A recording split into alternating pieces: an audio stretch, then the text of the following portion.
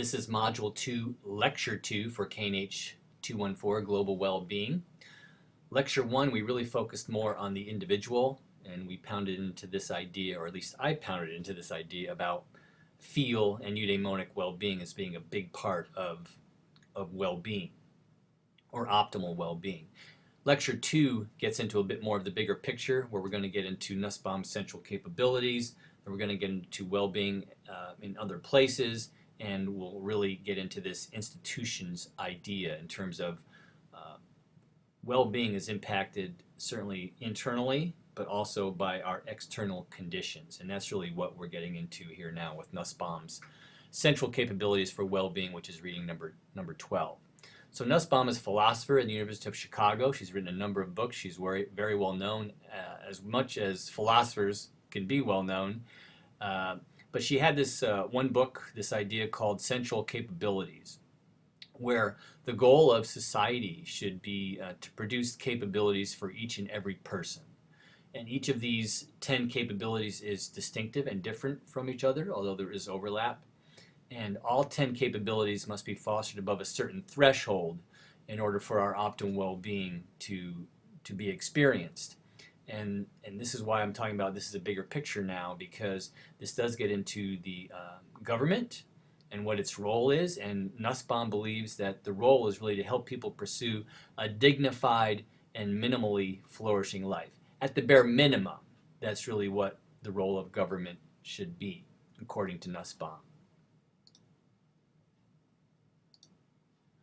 And as you can see here, and it's also in the reading number 12, she gets into these 10 what she would consider central capabilities. You can see in going through the list that it's a kind of a holistic perspective on well-being, right, in terms of living longer, being healthy in our bodies, being able to move in our bodies without fear of sexual assault or violence, being able to develop the senses, right, in our imagination, experiencing positive emotions or all the range of emotions of human existence, practical reason, being able to critically reflect on things, being able to affiliate with other people, other species, being able to play. I'm glad to see play is on the list of essential capability. I think play is sometimes forgotten as being an important part of contributing to well-being. And then control over one's environment, right? Political freedom and material control with land and work and so forth.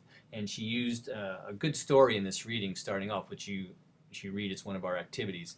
She talks about an Indian woman named Vasanti and kind of uses her story as an example of whether or not she's experiencing these 10 central capabilities. It's a good story. Other places, Ikigai in Japan. Something more is required for well-being. So certainly in Japan they have kind of perhaps a somewhat similar view as we do in terms of well-being. Pursuit of significance of purpose is universal, but the forms and styles vary widely across cultures. So that's why readings 3, 4, and 5, we had you kind of pound into those as well, and you might get some idea about what we're talking about. How people experience well-being is different. Again, this is a running theme of the course in that we can get a little egocentric in America and the US, but well-being is experienced differently depending on societal conditions and cultures. So, Ikigai, if you do that reading, and you will, number 13, I think you can see there is a connection between this idea of Ikigai and feel. Now, Japan's going through a lot of change. Again, I'm not a world traveler, but I try to keep up on what's going on in other places. And in Japan, the government and companies and families are trying to kind of hold on to this idea of commitment to the group, right, as everyone's Ikigai. So in Japan, unlike here, the suppression of the self is kind of the norm, whereas we kind of want, or at least hopefully want, people to express the self. Japan is suppressed. Young people are changing this.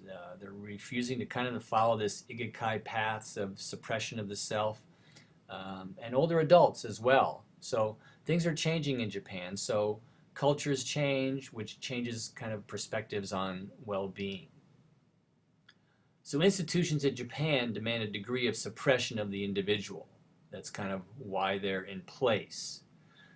It could limit ikigai, which is this idea of well-being or feel, because young people are pushed into things that don't enhance ikigai. So in the United States, a great degree of personal freedom is allowed in the pursuit of ikigai, much more so than in Japan, right? Find your passion, do what you love. That's not necessarily the case in Japan. Now, there's another good reading relating to well-being among the Matsigenka, and that's reading number 14. This is a very interesting reading and one that's pretty important. They're all important, but this one as well, in terms of they're looking at how the Matsigenka, their well-being, is different from their physical health. The key idea here is that over time, the Matsigenka, because of some cultural improvement, their physical health has actually gotten better, but they feel like their well-being is getting worse. So there's this distinction with this tribe between their physical health and well-being. So they believe well-being transcends the physical conditions. So modernization, which is occurred for this tribe, they feel it's disrupting their well-being. So anyway, that's kind of the key element there, and you need to read that carefully. Certainly there's a question on the quiz relating to this idea of differentiating physical health and well-being. So they believe that the outsiders are causing stress, disrupting kind of their normal rhythm of life. The cultural change has really invoked anxiety. And you can see how, in that reading, the cultural context cannot be ignored when it relates to our well-being. It's both our internal world, and the external world.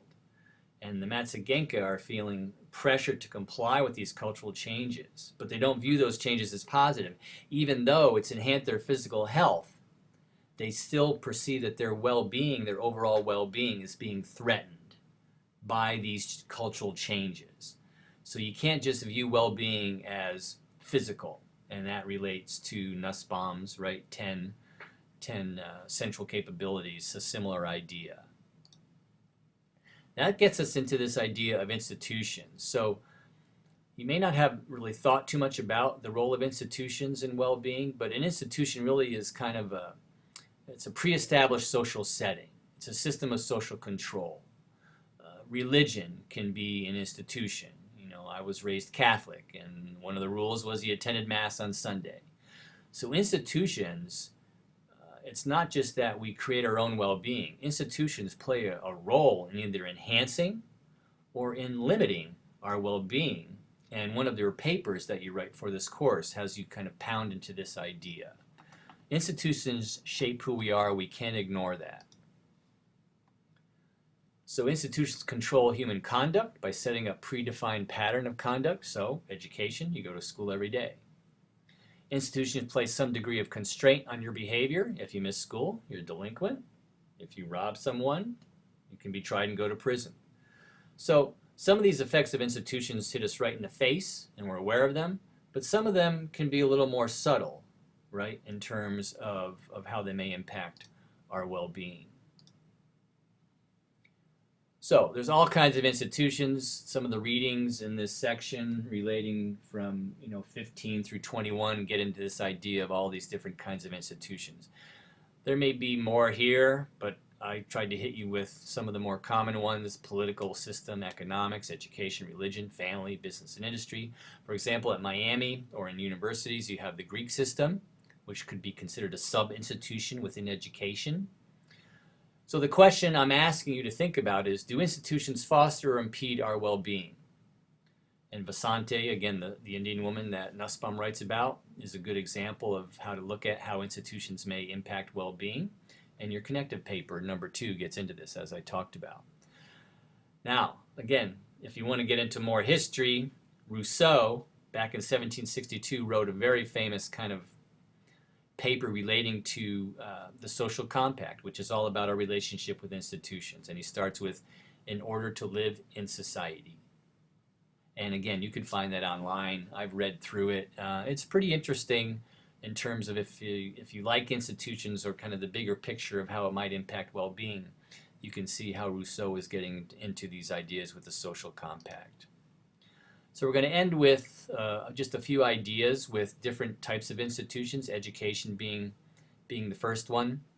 Education is a massive institutions. Don't ignore the fact that schools are formal organizations, even places like public schools, public universities. There's all kinds of rules and hierarchies and so on and so forth. And again, I'm asking you to think about, do these things help us in our well-being, or do they impede our well-being? Or do we develop well-being in spite of an institution such as education? Do schools enhance well-being? We have a professor here, Dr. Wang, who has studied the educational systems between China and U.S., and he wrote a book recently called The Hybrid Tiger. And he gets into these differences between China and the U.S. If you want to explore that, I encourage you to do so. I've done some work with well-being in the schools over the years, and it was hard work because I emphasize in Reading 15, I don't think schools emphasize well-being. They're getting kids through the system so they can contribute to society or pursue that happiness and so forth. So schools can limit well-being enhancement, in my opinion. You can do your own digging on that. Watch videos. Ken Robinson, Sugata Mitra through TEDx, they have some excellent ideas about education. And we'll get into a little bit more of that with some of your learning activities. Families, another idea of how we're impacted by well-being. We all have a family. You need to kind of understand and know different types of family types in terms of the orientation of the family you're born into, procreation, symmetrical. Families have changed over the years. There's fewer people that live in families traditionally defined. You have single parents, gay parents. This has created religious and moral conflicts in some people. So you can see again how family impacts well-being. Interestingly, you can look at reading number 17, which is very short, but typically parents are less happy than non-parent families. Having had 2 children, I would say that could be true in some cases. So family is going through some changes. It used to be the primary influencer of children's development in agricultural times, but that's changed due to suburbia and development of urbanization. And last thing to think about with families, children love their parents and want to please them, so it's very difficult for children, adolescents, and emerging adults such as yourself to view parents as limiting their well-being. In other words, your parents might be limiting your well-being, but because you love them, you do things to please them, and you don't necessarily feel the way you want to feel. There's a very interesting video, I think it's up on resources, young children on their own in China. Very interesting story about how certain families in China have to function and operate due to economics. Very, very interesting. And then lastly, religion. Religion's common elements. Many of us are members of a religious ordination such as Catholicism, Protestant, whatever it might be. So spirituality is usually associated with living by one's inner truth, which is a little bit different from religion. Religion typically is more institutionalized than spirituality. What's that impact on our well-being, right? Religion can be very powerful. It can either enhance or it can limit, right, depending on how it's approached. So both religion and spirituality can influence positive well-being. Individuals with an extrinsic religious orientation experience a strong institutional focus that may not enhance well-being, and that comes from reading number 16. That's a quiz question, so make sure you really understand that idea. If you kind of are doing religion for security, for comfort, for status, and not for well-being enhancement, you're probably not going to enhance well-being. So we're getting near the end here. I'm running out of time. I hate to do another mini lecture. I think I'll just leave the slides and I'll probably stop here. And the ending relates to political and economics. And I'll go right to conclusions. So you'll be responsible for understanding a little bit of economics. So your well-being is more likely to change in your level of happiness. Feel underlies eudaimonic well-being. Nussbaum central capabilities. People in other places experience well-being differently.